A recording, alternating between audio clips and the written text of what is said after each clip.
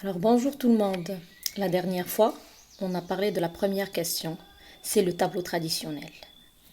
Qu'on arrive à le remplir tout en se rappelant du paratexte. Ça veut dire le titre, le genre, l'écrivain, le siècle, la date de publication. Alors aujourd'hui, on va entamer une autre partie de notre module. C'est les personnages. Il est très intéressant de connaître les personnages du texte, du roman.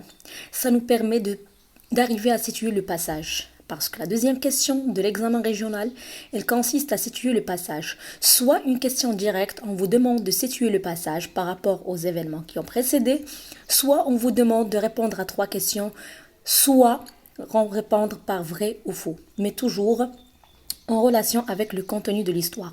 Alors, avant d'aborder l'histoire, on doit connaître les personnages. Et bien sûr, on commencera par la famille du narrateur Sidi Mohamed. Donc, le petit Sidi Mohamed, le narrateur, qui est âgé de 6 ans. Son père, c'est le Ma'alem Abslam, qui est un tisserand.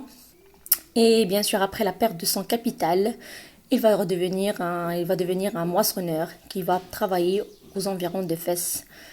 Sa maman, c'est Lella Zoubida. C'est une jeune femme âgée de 22 ans, mais il parle comme une vieille femme, il agit comme une vieille femme, il gémit comme une vieille femme. Déjà, il est très influencé par son amie Lella Isha.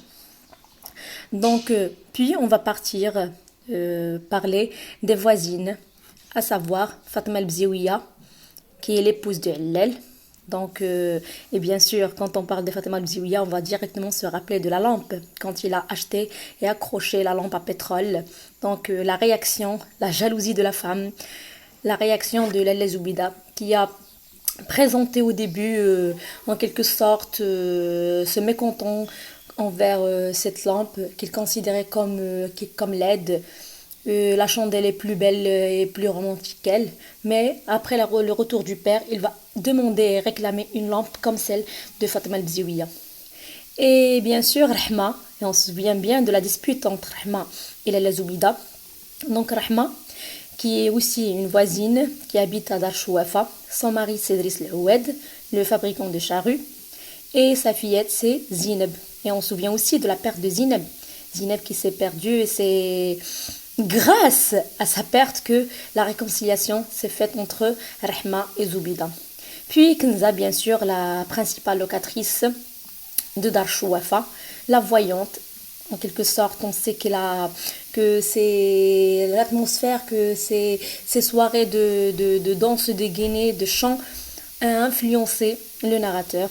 Et bien sûr, Moulay El-Arbi et sa femme, Lalla Isha, l'amie intime de Lalla Zoubida, cette vieille, ce couple qui est stérile, et ainsi que parmi les problèmes qui vont être abordés dans le roman, c'est le divorce de Lalla Isha, ou plutôt c'est le remariage de Moulay El-Arbi avec la fille du coiffeur, et puis son divorce avec la deuxième femme pour retrouver la paix avec sa première femme.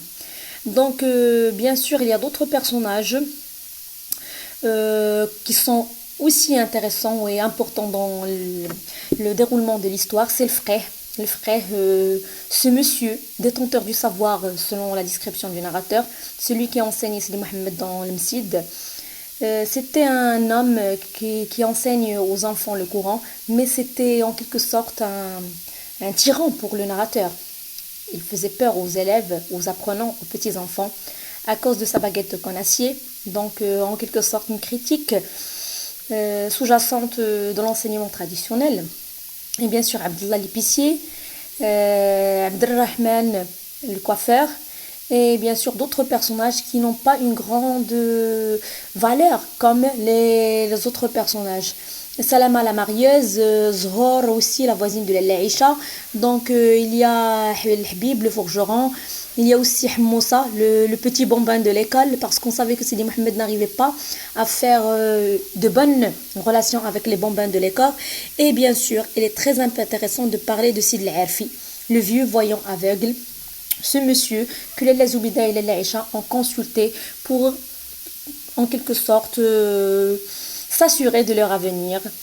Et en fin de compte, la jeune demoiselle qui a épousé Moulay El-Arbi. Mais pour nous, les personnages qui sont les plus principaux, ce sont les locataires de Dar Chouafa.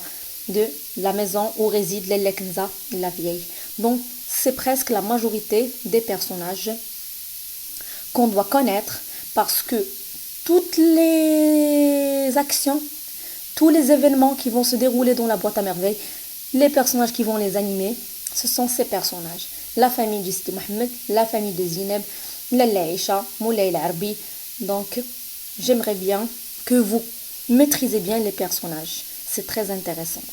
Alors, je vous laisse et on se retrouve dans une nouvelle vidéo pour parler des événements de l'histoire.